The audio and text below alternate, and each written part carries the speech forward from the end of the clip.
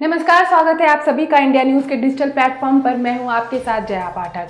पश्चिम बंगाल में चुनाव की घोषणा के बाद बीजेपी ने भी चुनाव प्रचार का बिगुल फूंक दिया है। इसके तहत आज यूपी के मुख्यमंत्री योगी आदित्यनाथ बंगाल पहुंचे हैं। बंगाल में आज मालदा में उन्होंने एक रैली को संबोधित किया है। इस रैली में उन्होंने ममता सरकार को जमकर ललकारा है। उन्होंने ममता सरकार से कहा है कि राम का विरोध करने वाले सुन ले, होली नजदीक है। यहाँ पर उन्होंने ममता सरकार पर कई गंभीर आरोप लगाए हैं।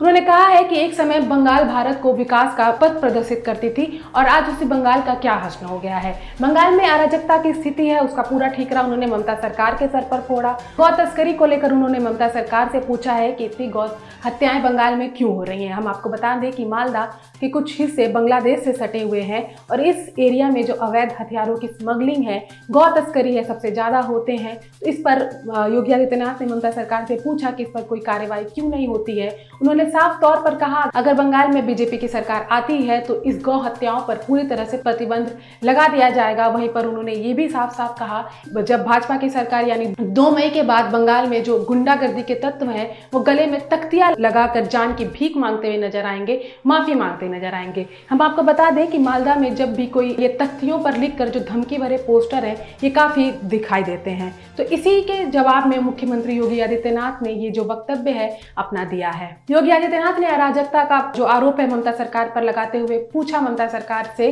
कि एक समय जब बंगाल में मुहर्रम और दुर्गा पूजा एक साथ पड़ा था, उस समय ममता सरकार ने मुहर्रम की अनुमति दी जबकि दुर्गा पूजा पर रोक लगा दी।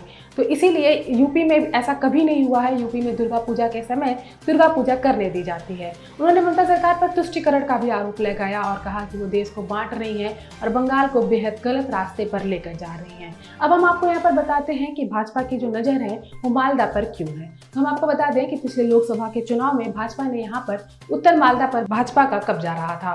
तो इसीलिए भाजपा इस विधानसभा चुनाव में भी चाहती है कि यहाँ पर जो बीजेपी का आधिपत्य है वो जमा रहे। इसे लेकर ही उन्होंने योगी आदित्यनाथ को चुनाव प्रचार के लिए यहाँ पर उतारा है। योगी आदित्यनाथ का जो इतिहास रहा है, योगी आदित्यनाथ जब भी कहीं पर प्रचार करने जाते हैं तो उसका जो रिजल्ट होता है वो काफ़ी पॉजिटिव होता है। तो यहाँ पर भाजपा को योगी आदित्यनाथ से ये उम्मीद है कि यहाँ पर भी जो उनका जादू है वो चल पड़ेगा।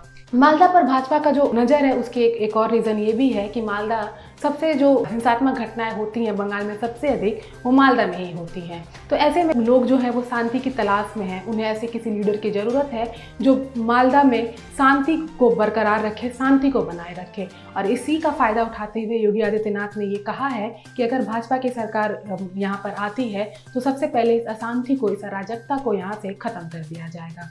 बात करें पिछले विधानसभा चुनाव के नतीजों की तो यहाँ पर टीएमसी का सुपड़ा साफ हो गया था।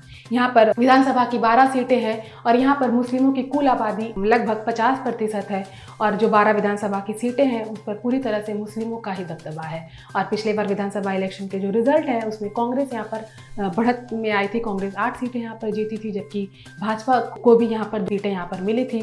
तो इस बार इसलिए भाजपा जो है वो उम्मीद लगाए बैठी है कि यहाँ पर मालदा में वो अच्छा प्रदर्शन कर सामने आएगी। यही नहीं, उन्होंने सीएए को लेकर भी ममता सरकार को घेरा है। यहाँ पर उन्होंने कहा कि बंगाल में भारत केंद्र सरकार के किसी भी योजनाओं को लागू नहीं किया जाता। इससे जो देश की विकास है, इससे बंगाल की जो विकास है उसमें बाधा पहुंचती है।